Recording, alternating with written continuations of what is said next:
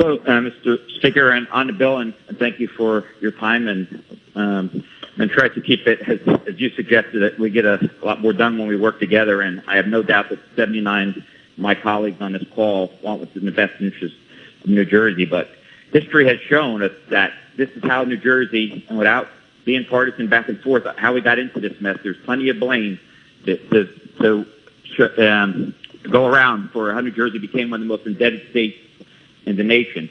And I'm just disappointed that I think that we all knew this horrific pandemic that was come about, was going to be devastating to our economy.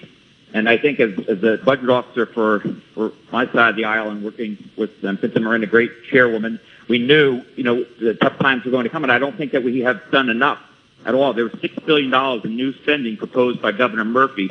So the cuts haven't even brought us back to what pre-crisis or prior administration has. And I think that there was a lot more opportunity to save money as I mentioned the other day with the NGEA bill, and a lot of low-hanging fruit where we could have saved taxpayers money and made cuts without anybody being hurt.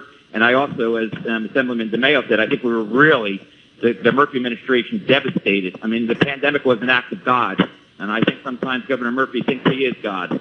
But let me tell you, the damage he did to this economy, someday the historians are going to look back, and they're not going to believe how the businesses were handled in the mom-and-pop shops that may not open. And it's all in politics, because I don't think we've done enough on the cut side, and I don't think we surely have not done enough on the revenue side. And thank God we are starting to open up New Jersey's economy.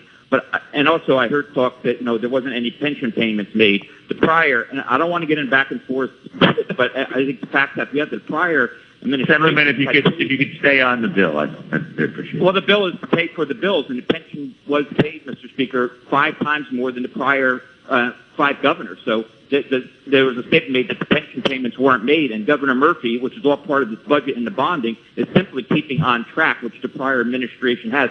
And I'm not trying to get partisan, because there were things mentioned that just weren't factual that has and happened. And, and they were saying about funding for hospitals. The hospitals have gotten $1.7 billion in federal funding, as has New Jersey Transit has gotten $1.6 billion. So I'm trying to just stick to the facts so that people know. And anyone who looks back on the Whitman disaster bonds that were $2.8 billion, and we're still paying $500 million today, those bonds have probably cost us in the neighborhood over $12 billion in interest and payments. We just cannot afford any more debt. These bonds, if they go through and we go up to the limit of $14 billion, can be $30, $40, $50 billion of new debt on the taxpayers spread out over the 35 years, because nobody on this call knows what the interest rates are going to be. Everybody is guessing at best.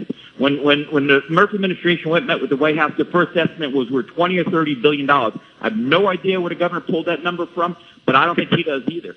And my point is that we cannot afford this. And some of my colleagues talked about people living on the streets and people not eating. There's going to be a lot more people leaving New Jersey, not being able to maintain their homes. And as Majority Leader said, we've never executed that clause before, but we've never been in this dire shape before. And somehow these bills have to be paid. So there's going to be no choice that new taxes and increases are going to happen. And anybody who says otherwise, I got to be honest, is being disingenuous. So I really urge the damage this bill will do to the taxpayers on an extremely stressed state already. This bonding is just unnecessary at this point. So I urge my colleagues to vote no, and I appreciate the time, Mr. Speaker.